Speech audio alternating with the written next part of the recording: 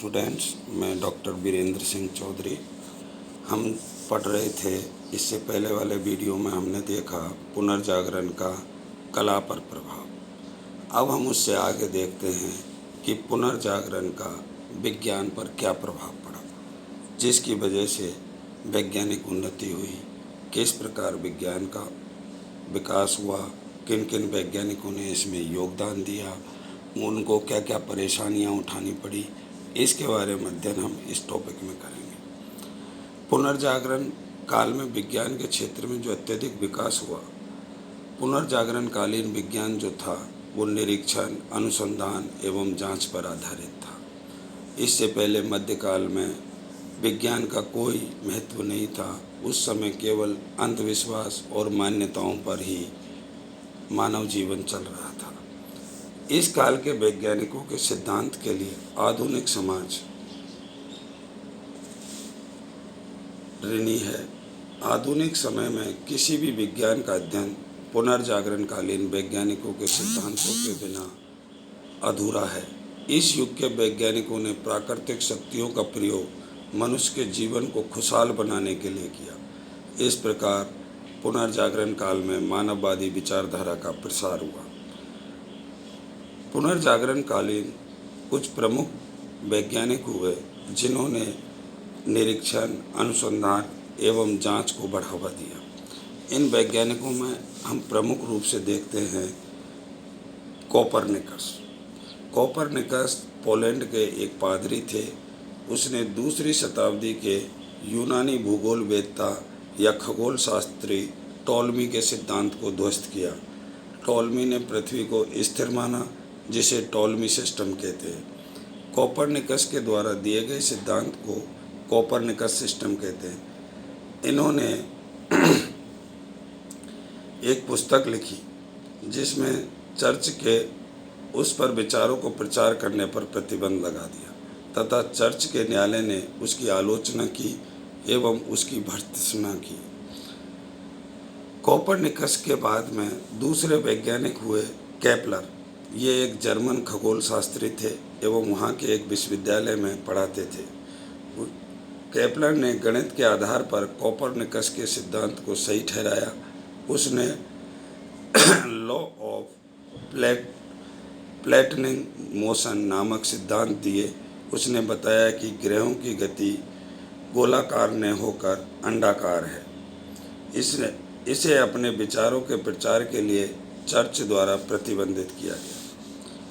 और वैज्ञानिक हुए ब्रूनो। ये इटालियन थे। इसने कोपरनिकस के सिद्धांत का समर्थन कर प्रचार किया और चर्च के न्यायालय ने उसे दंडित किया, जिससे उसे 7 वर्ष जेल में रखने के पश्चात जिंदा जला दिया गया। चौथे वैज्ञानिक के रूप में हम देखते हैं सर आइजैक न्यूटन। इंग्लैंड के कैम्ब्रिज विश्वविद्यालय में आइजैक न्यूटन खगोल शास्त्री थे। उसने गुरुत्वाकर्षण के नियम और गति के नियम दिए। आइजैक न्यूटन के साथ ही अगले वैज्ञानिक हैं गैलीलियो। ये इटालियन थे एवं वहाँ के पेडुआ विश्वविद्यालय में खगोल शास्त्री थे। इन्होंने टेलीस्कोप का आविष्कार एवं ग्रहों का अध्ययन किया। गैलीलियो के खिलाफ चर्च के न्यायालय में मुकदमा चलाया एवं अपराधी माना गया। उसके खिलाफ चर्च के न्यायालय का फैसला था कि पृथ्वी स्थिर नहीं है। यह कहना मूर्खता है और धर्म ग्रंथों के विरुद्ध है। गैलीलियो ने पेंडुलम का सिद्धांत भी दिया, जिससे दीवार घड़ी का निर्माण संभव हुआ। कुछ समय पश्चात पोप ने भी खगोल शास्त्रियों के सिद्धांतों को अपनाना शुरू कर दिया। 1582 ईस्वी में पोप ग्रेगरी 13 ने ग्रेगोरियन कैलेंडर को मान्यता दी। इससे पहले जो कैलेंडर था वह जूलियन कैलेंडर था, जो कि प्राचीन रोमन शासक जूलियस सीजर ने प्रारंभ किया था।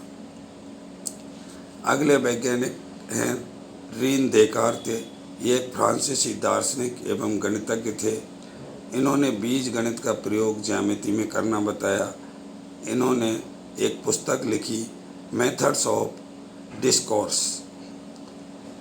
अगले वैज्ञानिक के रूप में हम देखते हैं तारतेगलिया। ये इटालियन वैज्ञानिक था जिसने घन के नियम प्रतिपादित किए। इसी प्रकार स्टेविनस ये हॉलैंड के वैज्ञानिक थे जिसने दशमलव प्रणाली का प्रयोग मुद्रा एवं नापतोल में किया। गिलबर्ट ये एक ब्रिटिश वैज्ञानिक थे जिसने चुंबकत्व के सिद्धांत दिए। जेबी हेलमोंट यह हॉलैंड का रहने वाला था जिसने गैस शब्द का आविष्कार कर CO2 यानी कार्बन डाइऑक्साइड गैस की खोज की। पैमेडियम यह भी हॉलैंड के निवासी थे। इन्होंने मानव शरीर पर एक पुस्तक लिखी on the structure of body. इससे शारीरिक बीमारियों का अध्ययन संभव हुआ। विलियम हार्वे ये London college of physicians and surgeons में वैज्ञानिक थे। इन्होंने रक्त परिसंचरण की खोज की। जॉन पियर ये स्कॉटलैंड के रहने वाले थे। इन्होंने लॉग सारणी का प्रयोग शुरू किया। ट्राइको बांद्रे यह डेनमार्क के वैज्ञानिक थे। इन्होंने डेनमार्क और स्वीडन के बीच एक प्रयोगशाला स्थापित की जिसे कास्टले ऑफ हेवन कहा गया। इस प्रयोगशाला में कई विद्वानों को रखा गया व कागज, मुद्रा आदि की व्यवस्था की गई। इसके माध्यम से ब्रह्मांड संबंधी कई आंकड़े एकत्रित किए गए। यूरोपियन वैज्ञानिकों ने गणित की दृष्टि से कई चिन्हों के प्रारंभ किए जैसे प्लस का चिन्ह, माइनस का चिन्ह, डिवाइड का चिन्ह, मल्टीप्लाई का चिन्ह आदि। ये हम देख रहे हैं कि किस प्रकार मध्यकाल में के बाद में जो पुनर्जागरण आया तो इन वैज्ञानिक सोच का किस प्रकार विरोध हुआ और जिन विभिन्न वैज्ञानिक विद्वानों का उनको विरोध का सामना करना पड़ा, उनको जेल से आना पड़ा, उनको जिंदा जला दिया गया। ये लेकिन वैज्ञानिक जो सोच है वो धीरे धीरे आगे बढ़ती गई और मानव जीवन को खुशहाल बनाने के लिए मानववादी सोच का प्रसार हुआ। ये पुनर्जागरण का ही विज्ञान पर प्रभाव था। अब देखते हैं पुनर्जागरण का भौगोलिक खोजों पर प्रभाव। हम देखते हैं कि विश्व के इतिहास में भौगोलिक दृष्टि से विश्व के एक भाग के लोगों को विश्व के दूसरे भागों की विशेष जानकारी नहीं थी। प्राचीन मिस्रवासी सुदूर पूर्व में जापान व संभवतः चीन से परिचित नहीं थे। इसी प्रकार विश्व के लोगों को अमेरिका की जानकारी नहीं थी और अमेरिका विश्व के अन्य देशों से परिचित नहीं था। विश्व इतिहास में सभ्यता और संस्कृति की दृष्टि से विभिन्न भौगोलिक क्षेत्र स्थापित हुए जैसे पश्चिमी क्षेत्र। इस क्षेत्र का संबंध यूरोप से रखा गया जहाँ ईसाई सभ्यता एवं संस्कृति स्थापित हुई।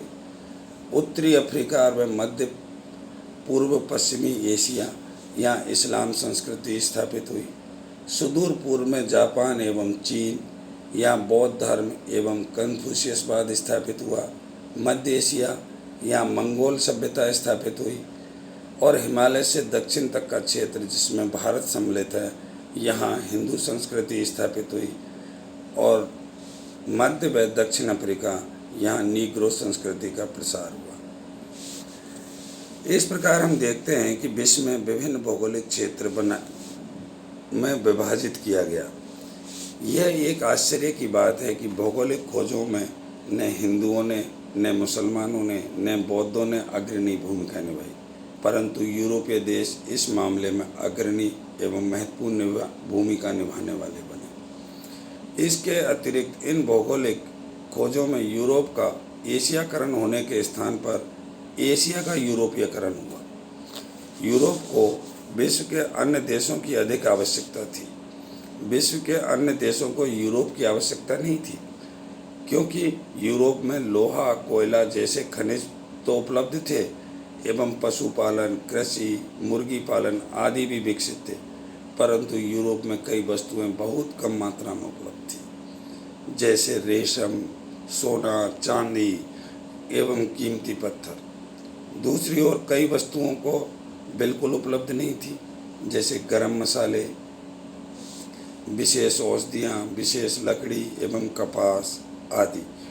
यूरोप में इन वस्तुओं की मांग अधिक से अधिक बढ़ती गई और भौगोलिक खोजों के पीछे जो इनकी मांग बढ़ती गई और इनकी मांग ही भौगोलिक खोजों के पीछे मुख्य कारण बनी। भौगोलिक खोजों के पीछे जो इनकी मांग थी, इसके प्रमुख दो कारण रहे थे, एक आर्थिक कारण और एक धार्मिक कारण। आर्थिक कारण के रूप में हम देखते हैं कि 1453 ईस्वी में तुर्कों ने कुस्तुनतुनिया पर अधिकार कर लिया। इस कारण से यूरोप और एशिया के बीच का जो स्थल मार्ग अवरुद्ध हो गया और यूरोपियन व्यापार में अनिश्चितता आ गई। फलतः यूरोपीय व्यापारियों ने भारत से सीधे संपर्क बनाने के प्रयास किए और इसके लिए नए नए मार्गों की खोज प्रारंभ की। दूसरा कारण था धार्मिक कारण। धार्मिक दृष्टि से सर्वप्रथम यूरोप में ग्रीक और रोमन को ईसाइयत में परिवर्तित किया गया। अगली 5 शताब्दियों तक संपूर्ण यूरोप का ईसाईकरण हुआ। यूरोप का पूर्ण ईसाईकरण होने के पश्चात ईसाई धर्म को यूरोप के बाहर प्रचारित करने की यूरोपियों में इच्छा जागी और उनकी यह इच्छा शक्ति भी भौगोलिक खोजों का एक महत्वपूर्ण कारण बनी। भौगोलिक खोजों में जिन दो देशों ने महत्वपूर्ण भूमिका निभाई उनमें प्रमुख हैं नंबर 1 पुर्तगाल और दूसरा स्पेन। पुर्तगाल वासियों ने भौगोलिक खोजों के लिए कई प्रयास किए। पुर्तगाल में भौगोलिक खोजों के लिए अग्रणी स्थान वहाँ के प्रिंस हेनरी का माना जाता है। उसने पुर्तगाल में एक नेवल स्कूल स्थापित किया था। उसे नाविक राजकुमार भी कहा जाता था। 1442 ईस्वी में उसने नाविकों को भेजकर उत्तरी अफ्रीका के तटों के लिए नए समुद्री मार्ग खोज निकाले थे। पुर्तगालियों का यह एहसास था कि अफ्रीका के चक्कर लगाने पर पूर्व पहुंचा जा सकता है, किंतु उन्हें अफ्रीका के तट के इतना लंबा होने का एहसास नहीं था। 1472 ईस्वी में प्रिंस हेनरी की मृत्यु तक पुर्तगाली अफ्रीका के आधे तट तक ही पहुंच पाए थे। 1488 ईस्वी में कैप्टन बार्थोलोम्यू डियाज ने अफ्रीका के दक्षिण में अंतिम छोर तक यात्रा की। यहाँ पहुँचने पर इसने उसे कैप ऑफ स्ट्रॉम नाम दिया। डियाज जब वापस पुर्तगाल पहुँचा तो उसने यह सूचना पुर्तगाल के शासक जॉन II को दी और जॉन ने इसका नाम बदलकर केप ऑफ ग्रैंड होप कर दिया। 1497 ईस्वी में वास्को डी गामा 4 जहाज, 300 आदमी एवं एक अरबी नाविक के साथ भारत की यात्रा पर चल पड़ा। 17 मई 1498 को वास्को डी गामा भारत के पश्चिमी तट पर कालीकट पहुंचा और 28 मई 1498 को उसकी कालीकट के शासक जमोरिन से भेंट हुई। जमोरिन और वास्को डी गामा के मध्य एक व्यापारिक संधि भी हुई। वास्को डी गामा को यह यात्रा पूर्ण करने में 10 महीने 14 दिन लगे थे। वापस लौटने पर वह भारत से अपनी यात्रा का खर्चा से भी 60 गुना अधिक सामान लेकर गया। 1500 ईस्वी में पेड्रो काब्राल ने दक्षिण अमेरिका में ब्राज़ील तक की यात्रा की। इस प्रकार हम देख रहे हैं कि पुर्तगाली नाविकों ने धीरे धीरे करके भारत, अमेरिका आदि देशों की खोज कर ली और इन खोजों के परिणाम स्वरूप यूरोप का भारत के साथ व्यापार बढ़ा और उनकी जो आर्थिक ज़रूरतें थी और जो उनकी धार्मिक ज़रूरतें थी उनका पूरा करने का उन्होंने प्रयास प्रारंभ कर दिए। दूसरे देखते हैं स्पेन के प्रयास भौगोलिक खोजों के लिए। भौगोलिक खोजों के लिए स्पेन को यश दिलाने का काम क्रिस्टोफर कोलंबस ने किया। कोलंबस मूलतः इटली के जिनोमा शहर का रहने वाला था। मार्को पोलो के यात्रा वृत्तांतों से वह प्रभावित हुआ था। स्पेन की महारानी इसाबेल ने उसे भारत के लिए समुद्री मार्ग खोज निकालने हेतु प्रेरित किया। कोलंबस को यह एहसास था कि एशिया यूरोप के बहुत नज़दीक है एवं पश्चिमी दिशा लेकर जल्दी एशिया तक आ सकता है। 3 अगस्त 1492 ईस्वी को क्रिस्टोफर कोलंबस पिंटा, नीना एवं रोंटा मारिया नामक 3 जहाज़ों पर 250 नाविकों को लेकर स्पेन से चला। कोलंबस ने दक्षिण की ओर प्रस्थान किया। वह अफ्रीका के पश्चिमी तट के पास कैनारी द्वीप पर पहुंचा, जहां से उसने पश्चिम दिशा ली। 5 सप्ताह तक कोलंबस को ज़मीन दिखाई नहीं दी। 6 अक्टूबर को उसने क्षितिज पर चिड़िया उड़ती देखी एवं उन्हें देखकर अपनी दिशाओं में परिवर्तन किया। 12 अक्टूबर को वह वेस्ट इंडीज़ में बहामा द्वीप पर पहुंचा। यहां पहुंचकर कोलंबस ने यह महसूस किया कि वह भारत पहुंचा है और यहाँ के लोगों को उसने इंडियन नाम दे दिया। 1530 में इटालियन नाविक अमेरिगो वेसुपुची, जो कि स्पेन की सेना में था, उसने अमेरिका के प्रमुख भाग में पहुंचने का श्रेय प्राप्त किया। उसी ने सर्वप्रथम ये कहा कि यह एशिया भूभाग से पृथक भूभाग है। उसने अपनी यात्रा के रोचक वृत्तांत लिखे। अमेरिगो को लैटिन में अमेरिकस कहा जाता है।